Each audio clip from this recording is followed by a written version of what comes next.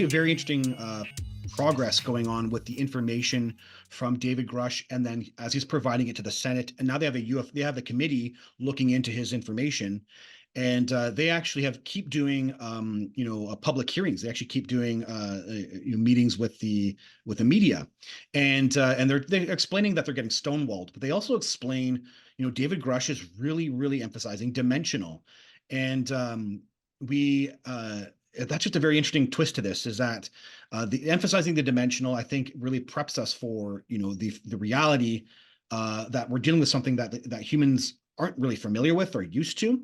And I want to emphasize that hopefully what you understand from our conversation here, our presentation, is that dimensional aspect is something that humans can interact with, which is a paranormal, and that would be definitely dimensional.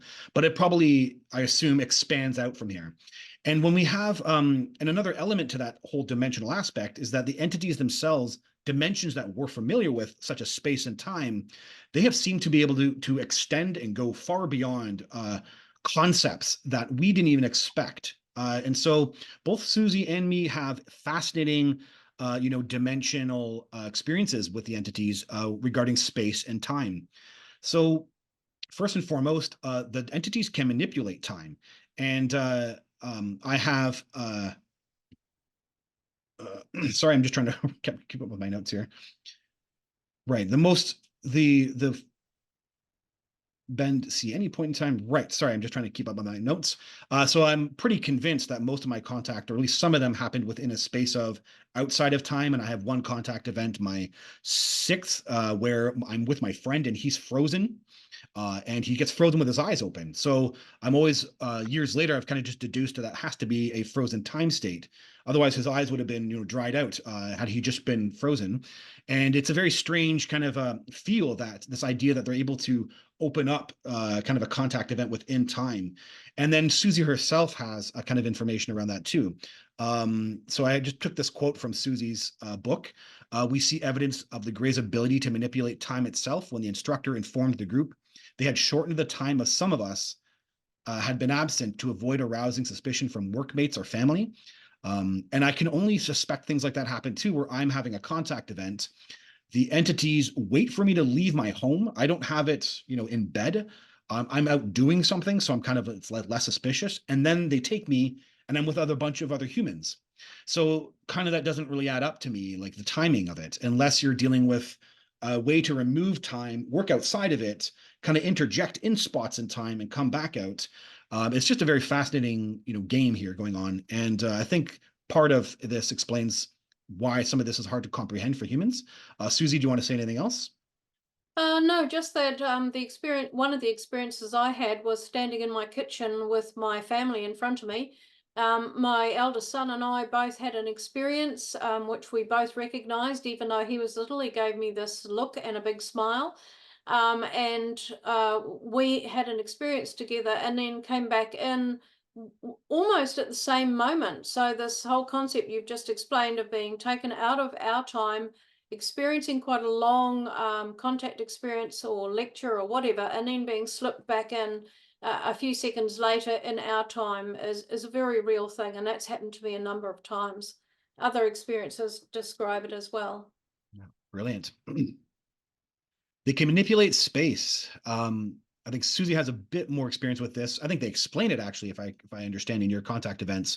The entities don't do the same kind of level of explaining with me. I'm kind of more the guinea pig, but I do experience the white room, which is phenomenally larger than it should be within the space of the craft, and also my sixth contact event, where I walk into a craft and I actually have to crouch to get in, and then it's this very large craft inside, much more greater space than I'm able to comprehend on the outside.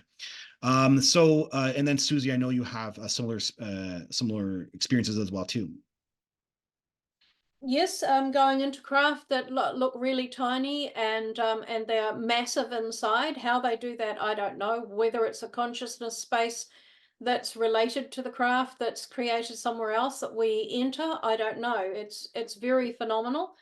And also, I think the White Room itself, when I first went into it, it seemed just like a very small room, and I was warned that the walls would start to recede.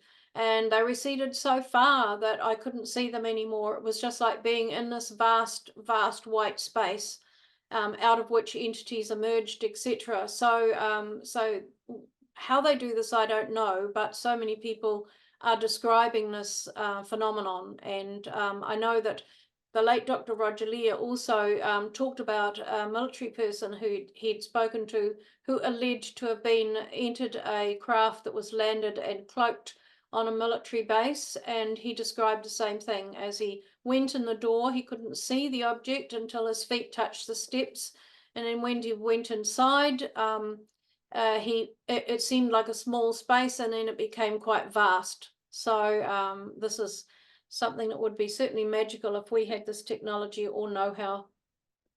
Right. Right. Yeah. Great. So I love this. So thank you for passing this image off to me, Susie. So the entities can also see any point in time.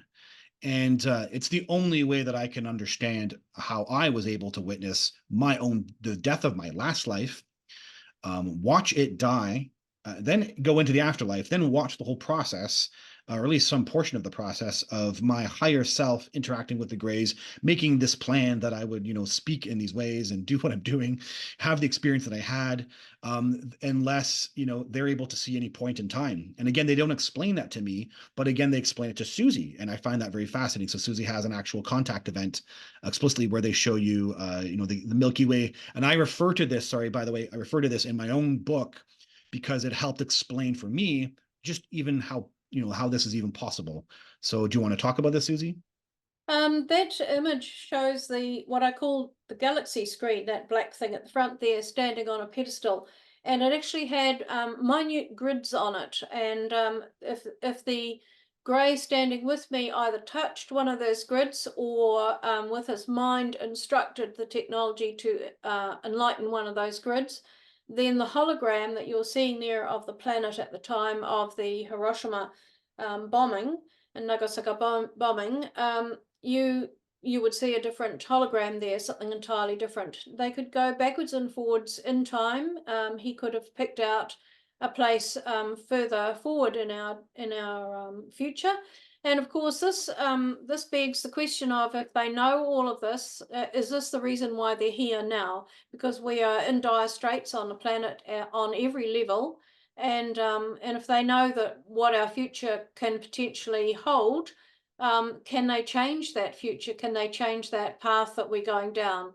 Or do we have to do that ourselves? Is the future set in stone? So there's a lot of questions for me around this galaxy screen. It could show different parts of our Milky Way and beyond, and actually show those areas progressing over time, over millions of years. So I don't have a deep understanding of this piece of technology. All I know is that after this event, I was absolutely stunned at the potential that it presented to me. Right.